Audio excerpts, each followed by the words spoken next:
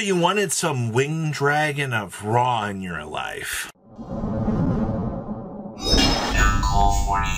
Welcome back to the third day of the craziness that this segment has been. And of course, I ask you guys, make sure you guys smash and grab out that subscribe button. Today I want to be walking away with our gem deck box here. Unfortunately, I didn't have one on me, and it'll be one of the nice ones that we have. And the previous winner will be down below. So tell me what you guys want to see from the series, and I'll try to make it happen. Do remember, I'm kind of an inept duelist, and I don't really know how to play the game. So, starting off here, we are playing the Winged Dragon of Raw list. So actually, the origin story for this list was when I was doing the Rizal video, I actually ran into this list. Somebody was testing it.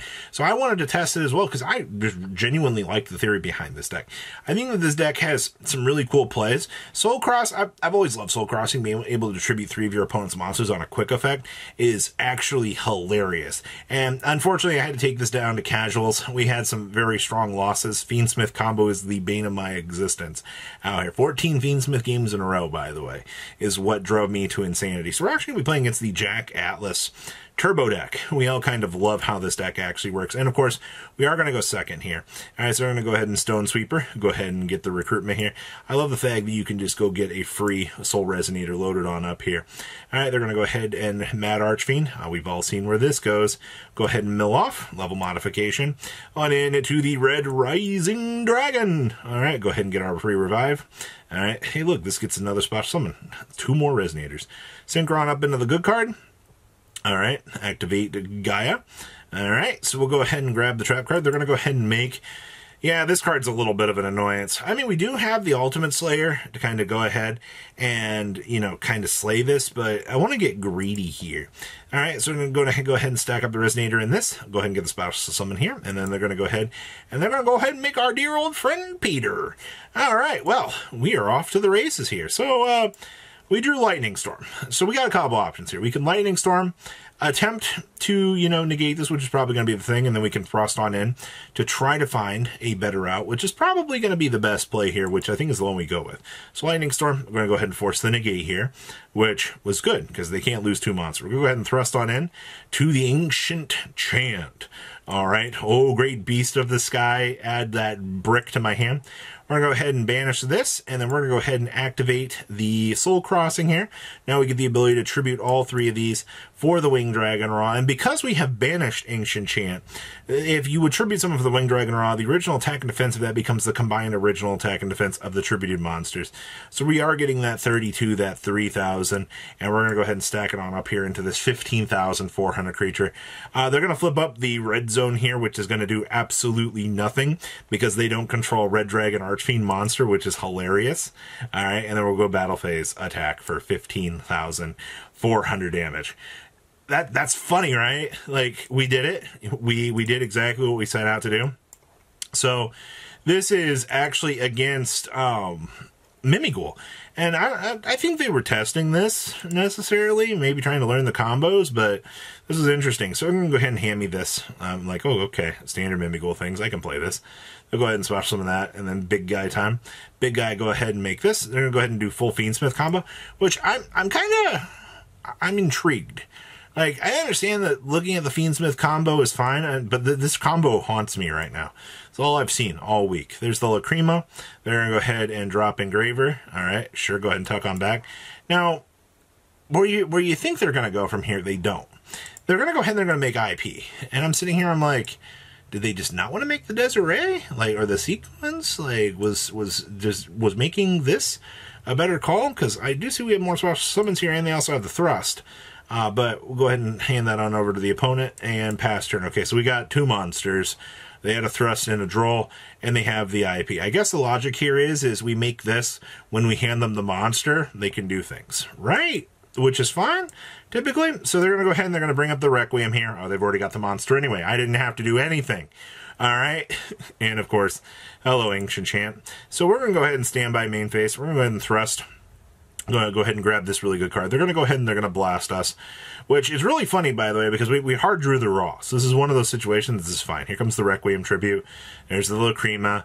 We're going to go ahead and activate this. They're going to go ahead and make the SP here. This now resolves, letting us actually hard tribute summon the Winged Dragon raw, taking care of the SP. We'll pay our life points, and our opponent hits that concede button. Yeah, it's that easy, evidently. So this next one, this was actually against the Salty Duelist that I made the video on the other day, where I don't know what they were expecting from this, but sure. They get the free special summon for this, and I don't know why. But this is a lot of bricks that they're doing. So, as you can see, we're not really bricking all that, or playing the game all that much down here either. So I'm going to go ahead and set to pass turn. I'm like, okay, sure. We continue those bricks.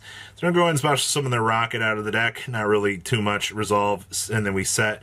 And go ahead and trap, add it up. So I saw this, and I saw a Pegasus. I was like, what kind of degeneracy is this? You know, we're just on a super poly back here. Nothing too major, sure. They drew set rotation. They're going to go ahead and Cosmotown. All right, go ahead, shuffle back, draw one. Nice Dragon Shrine. All right, go ahead and route her on into the rocket. We'll go ahead and deploy the rocket, pop the field spell. This is kind of cool, actually, because this now gets the search for the Cosmotown. And the rocket rotate on into this. By the way, this actually just says you tribute this special summon a level 4 Dark Dragon or Machine Monster from your hand. So the Dark Destroyer is coming down. It targets itself. We're going to go ahead and Super Poly here. We'll go ahead and discard that back. We're going to make the Starving Venom. Go ahead and set rotation here. Nice Boot Sector. Hand that on over to us. Boot Sector. Sure. I was like, oh boy. Striker Dragon. Go ahead and do the thing. Go ahead and add back, and then pass turn. All right, well, I don't really see too much. We'll go ahead and attack for 2,800. You know, we're on brick central over here. We'll go ahead and set this droplet and pass turn. Nice call by the grave. They're going to go ahead and Rocket Tracer. Pop this. Go ahead and revive. Oh, boy. They're going to go ahead and Arc Raider. At this point, I was just like, ugh. Okay, there's the Arc Rebellion. Go ahead and negate. Swing on over. All right, Starving Venom can't kill this thing because it can't be destroyed by card effects. So we'll go into our turn here. We've got some good cards. Lightning Storm, Chain Droplet. The best way to kill a big boss monster. And then pass turn. All right, they drew another Rocket Monster. They're going to go ahead and normal it. How many Tracers have they been through? They've been through all three, which is insane, by the way. We'll go ahead and take our 1,600. This is by the point that they're just like, oh, you're playing so many broken cards.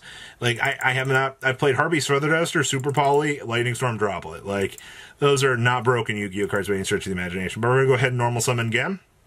Go ahead and hand them this. Go ahead and sculpt my hand here. All right. Go ahead and Tack Talents, draw some cards. Thrust on in to the Ancient Chant time.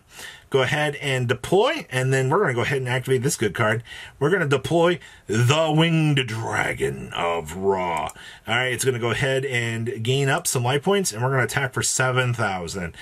Boom, baby. Winged Dragon of Ra. Let's pass on over to that beauty. So this is the Winged Dragon of Ra list that I ran into from the initial player playing it. And I grabbed this. I was like, I want to play this. I did make a major change. I did put in the second Egyptian God Slime because this actually came up a couple of times. But if you want a really, really fun casual deck to play, this is going to be it. The 2 Guardian Slime, I think, was fine. Only playing the 1 Winged Dragon Raw. This thing is a brick and a half, but it's fine. 1 Gamma Seal for Kaijuing. Gen and Ken actually really mattered. These two put in a lot of work. There's a lot of situations where you just have to thrust, talent, do things. Only 2 copies of Ultimate Slayer. I might potentially want the 3rd, just for the Rizal matchup. Then we have 2 Lightning Storms, triple copies of the Spell Card Soul Exchange. This card actually is what makes this deck actually kind of work.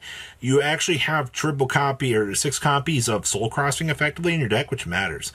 Of course, 1 Harpy's Feather Duster, no fun allowed. And then the Tack Talents, the Rhoda for the Ken and Gen, and then the Thrust.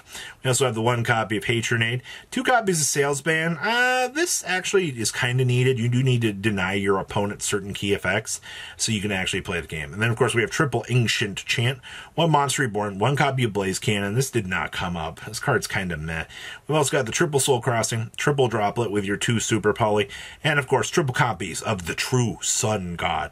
Extra deck is all just very, very specific utility options for what this deck has to offer. So we have 1 copy of the Almirage, your 1 for Jet with the 1 Bucephalus 2, 1 Meteor Logic with your 1 Doomsday Star, of course, Malong with the Mud Dragon, the Elder Entity, the Garua with the Earth Golem, the Predaplant, the Starving Venom, the Trip Overtum, which I've not made this yet, but I'm sure it'll come up, and then the 2 Egyptian God Slimes, which does relevantly matter because we are playing the Guardian Slime.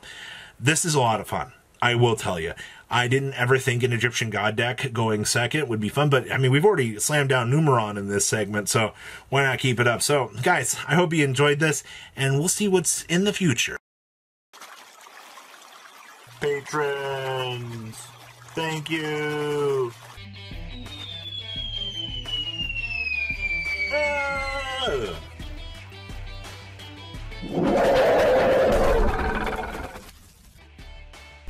Thank you so much for watching. Check out these other videos.